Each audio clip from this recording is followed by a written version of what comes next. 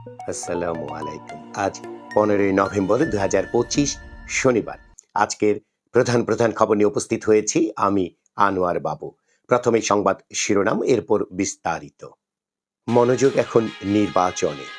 জামাত ইসলামের নায়েবে আমির সৈয়দ আবদুল্লাহ মোহাম্মদ তাহের বলেছেন, প্রধান উপদেষ্টা যে ভাষণ দিয়েছেন একই দিনে গণভোট এবং জাতীয় নির্বাচন, সেটা পরিবর্তন করে অবিলম্বে আলাদাভাবে গণভোট করার তারিখ তিনি ঘোষণা করবেন, এটা আমরা আশা করি।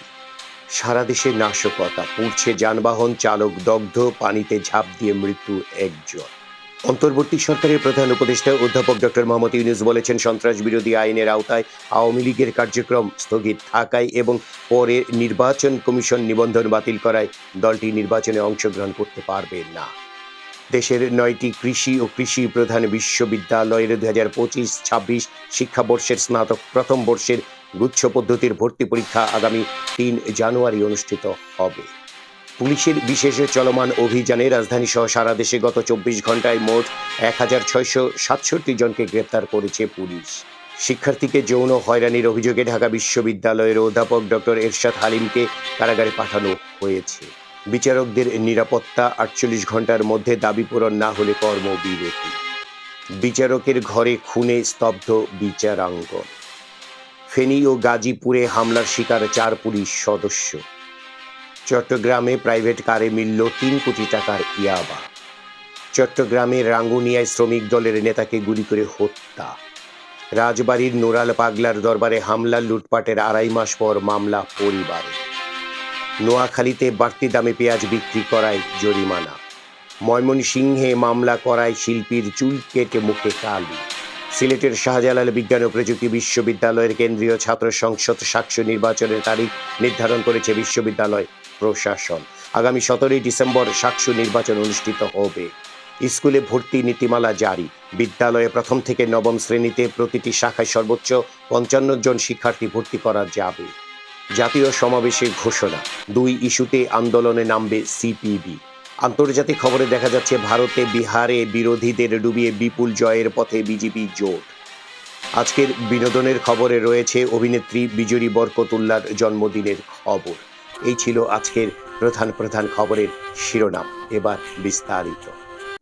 মনোযোগ এখন নির্বাচনে। এই খবরের ভেতরে দেখা যাচ্ছে, জাতীয় নির্বাচনের সম্ভাব্য সময় ঘোষণা হয়েছে আরো কয়েক মাস আগে। এরপর প্রার্থীর নাম ঘোষণা করে প্রধান 2 দলের মাঠে তৎপরতায় রাজনীতিতে ভোটের আমেজ চলে এসেছিল। যেটুকু সংশয় ছিল তা জুলাই জাতীয় সনদ নিয়ে মত পার্থক্যে কোনো দল না শেষ পর্যন্ত বেঁকে বসে। তবে জুলাই সনদ বাস্তবায়নের আদেশ জারির পর দলগুলোর মনোভাব এখন পর্যন্ত মোটা দাগে ইতিবাচক বলেই মনে হচ্ছে। দলগুলোও মনোযোগী হয়েছে ভোটের প্রচারে। সরকার জুলাই জাতীয় সনদের বাস্তবায়ন আদেশ জারি করেছে গত বৃহস্পতিবার। বিএনপির দাবি অনুযায়ী জাতীয় নির্বাচন ও সনদ নিয়ে গণভোট একই দিনে হবে বলে সেখানে জানানো হয়েছে।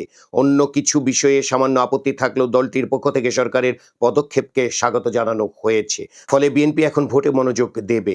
তাদের প্রার্থীরা গতকাল শুক্রবার দেশের বিভিন্ন স্থানে নিজ নিজ আসনে গণসংযোগ ও নির্বাচনী শোভাযাত্রা করেছেন।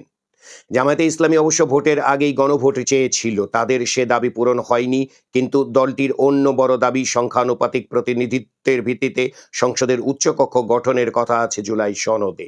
তাই কিছুটা আপত্তি জানালেও গতকাল ভোটের মাঠে প্রচারণায় দেখা গেছে দলটির নেতাদের। তাদের নায়েবে আমির আবদুল্লাহ মোহাম্মদ তাহের গতকাল নির্বাচনী জনসভা করেছেন কুমিল্লার 14 গ্রামে। জারি হওয়া জুলাই সনদের বাস্তবায়নে আদেশ নিয়ে এখন পর্যন্ত বড় কোনো আপত্তি তোলেনি অপর দল জাতীয় নাগরিক পার্টি এনসিপি। যদিও সাবেক স্বৈর শাসকের নিয়োজিত রাষ্ট্রপতির স্বাক্ষরে আদেশ করা জারি হওয়ায় কিছুটা মনক্ষুণ্ণ দলটি। এতটুকু পাশে রেখে এনসিপিও ভোটে মনোযোগ দেবে বলেই মনে হচ্ছে। সারা দেশে নাশকতা, পুড়েছে যানবাহন, চালক দগ্ধ, পানিতে ঝাঁপ দিয়ে মৃত্যু একজনের। এই খবরের ভেতরে দেখা যাচ্ছে, কার্যক্রম নিষিদ্ধ আওয়ামী লীগের অনলাইনে ঘোষিত কর্মসূচির পরদিন দেশের বিভিন্ন স্থানে ঘটল নাশকতার ঘটনা।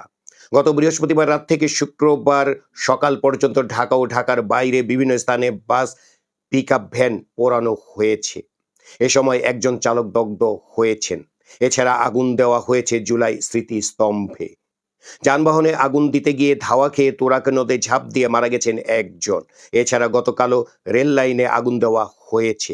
এসব ঘটনার জেরে দেশের বিভিন্ন স্থানে নিষিদ্ধ ছাত্রলীগের নেতা কর্মী আটকের ঘটনাও ঘটেছে। বিচারকের ঘরে খুনে স্তব্ধ বিচারাঙ্গন। এই খবরের ভেতরে দেখা যাচ্ছে মর্গের সামনে অনেক মানুষ, বেশিরভাগই বিচারক। রাজশাহী মহানগর দায়রা জজ আব্দুর রহমান সহকর্মীদের কাছে ছেলের স্মৃতিচারণ করছেন।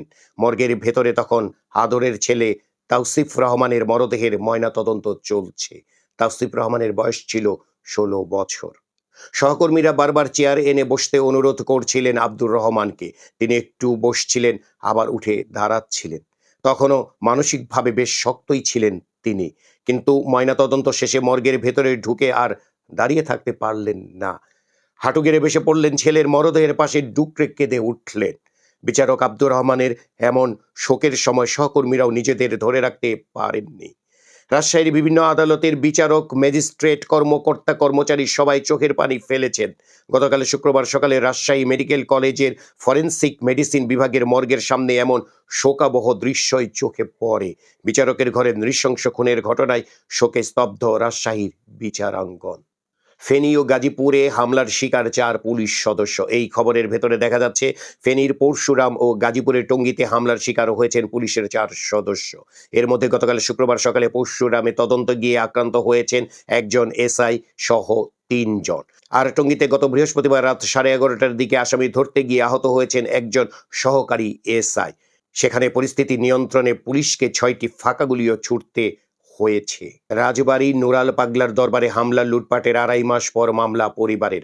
এই খবরের ভেতরে দেখা যাচ্ছে রাজবাড়ির নুরুল হক ওরফে নুরাল পাগলার লাশ কবর থেকে তুলে পোড়ানো এবং দরবারে হামলা ও লুটপাটের ঘটনায় মামলা হয়েছে। ঘটনার 2.5 মাস পর গত বৃহস্পতিবার রাজবাড়ী আদালতে এই মামলা করেন নুরাল পাগলার স্ত্রীর বড় বোন শিরিনা। এতে 96 জনের নাম উল্লেখ করে এবং অজ্ঞাতনামা 5 শতাধিক ব্যক্তিকে আসামি করা হয়েছে। এর আগে এই ঘটনায় পুলিশের উপর হামলার অভিযোগে 3 থেকে 3,500 অজ্ঞাতনামা ব্যক্তির বিরুদ্ধে মামলা করে পুলিশ।